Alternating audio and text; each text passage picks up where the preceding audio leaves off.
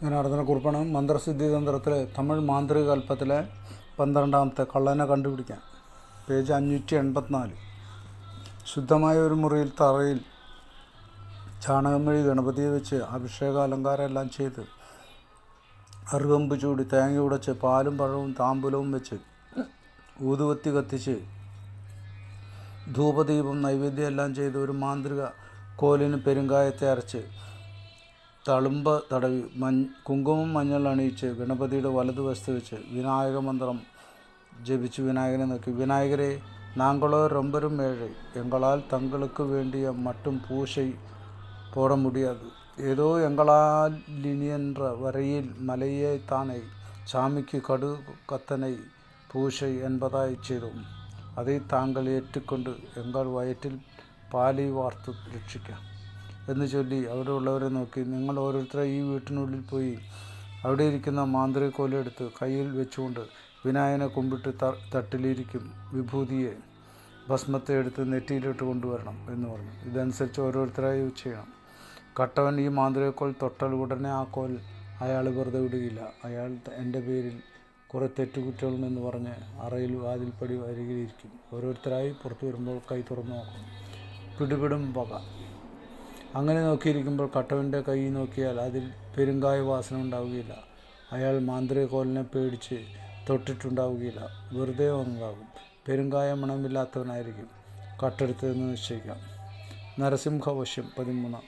ശുദ്ധമായ ഒരു അറയിലിരുന്ന് കാലത്തെ പൂജാകാര്യങ്ങളും അനുഷ്ഠാനങ്ങളും ചെയ്തു കഴിഞ്ഞ് അന്നദാനം, ഭൂദാനം, ഗോദാനം, അതിഥി പൂജ, ദേവപൂജ, ശക്തിപൂജ എല്ലാം കഴിച്ച് തേങ്ങ, പഴം, ബത്തി, പുഷ്പം, ചുടം, വെറ്റിലപ്പാക്ക് എല്ലാം വെച്ച് പൊങ്കലിട്ട് എലുമിച്ചാമ്പഴം, ഈന്തപ്പഴം, കാവ് കൊടുത്ത് താഴെ പറയുന്ന മൂലമന്ത്രം 1008 ഒരു ജപിക്കണം.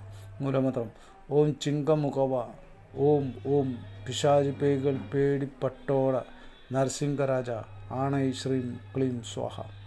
ഫലം: സകലവിധമായ കാര്യങ്ങളും നടക്കും. കാറ്റ് കരിപ്പ് വിലക്കും.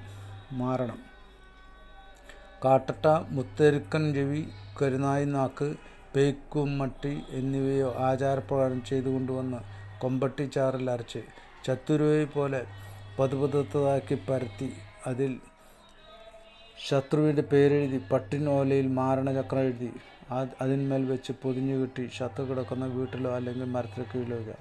മാരണയന്ത്രത്തിൻ്റെ പടം കൊടുത്തിട്ടുണ്ട്.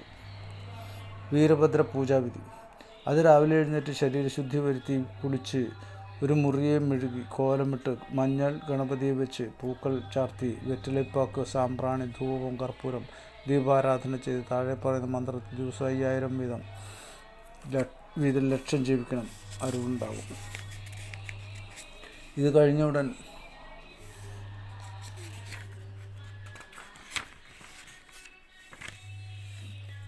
ഉടൻ മഞ്ഞൾ ഗണപതിക്ക് പൂക്കൾ ചാർത്തി താമ്പൂലം, ഊതുവത്തി, സാമ്പ്രാണി, കർപ്പൂരം, പഴം, അവിൽ, കടല, വട, തേങ്ങ, പായസം, പാനകം, ശർക്കര പൊങ്കൽ ഇവകളെ നൈവേദ്യം വയ്ക്കണം. മാലാമന്ത്രം: ഓം ഐം ക്ലീം സൗ, ക്ലീം ഐം എരി ശിവ ശിവ, അഘോര വീരഭദ്ര, അതുറു അതുറു, വരുക വരുക, നറുക നറുക, മുറുകു മുറുകു, ചെറുകു ചെറുകു, ശിവനുடைய നെറ്റിക്കൺ വേർവയിൽ വந்த வீரபத்ரா, அரே வீரபத்ரா, சுப்பிரமணியார் விநாயகருக்கேற்று വീരഭദ്ര, അരേ വീരഭദ്ര, അനേക കോടി രാക്ഷസരെ വധയിത്ത വീരഭദ്ര, എൻ പേരിൽ എതിർത്തു വരുന്ന ശത്രുക്കളെ പേയ് പിശാചും വഞ്ചനൈ പില്ലി ശൂന്യകാഴ്ചൽ തലവേദനയും ഇപ്പോർപ്പെട്ട വഞ്ചനകളെയെല്ലാം അമ്മനറിയ പാദത്താണയിട്ടേൻ എൻ കൈവശം എന്ന് ധ്യാനം ചെയ്ത് ജപിക്കണം. ഫലം: ഓം ആം യാം ഓം ഐം ക്ലീം സൗ ആം യാം ഓം എന്ന മൂലമന്ത്രത്തിൽ ദിവസം 1000 ഒരു ജീവിതം 1,00,000 തവണ ജപിക്കണം. വീരഭദ്രൻ്റെ അരുളുണ്ടാകും. അതുകൊണ്ട് ആടാത്ത പേയ്കളും ആടും, ഓടാതെ പേയ്കളും ഓടും. ഏവൽ, പില്ലി, ശൂന്യൻ എല്ലാം എടുപ്പെട്ടു പോകും. 108 ഒരു ജപിച്ച് വിഭൂതി മന്ത്രിച്ചു കൊടുത്താൽ ഭൂതപ്രേത പിശാച് ജാതികളെല്ലാം തൊലയും. നമഃ ശിവായ.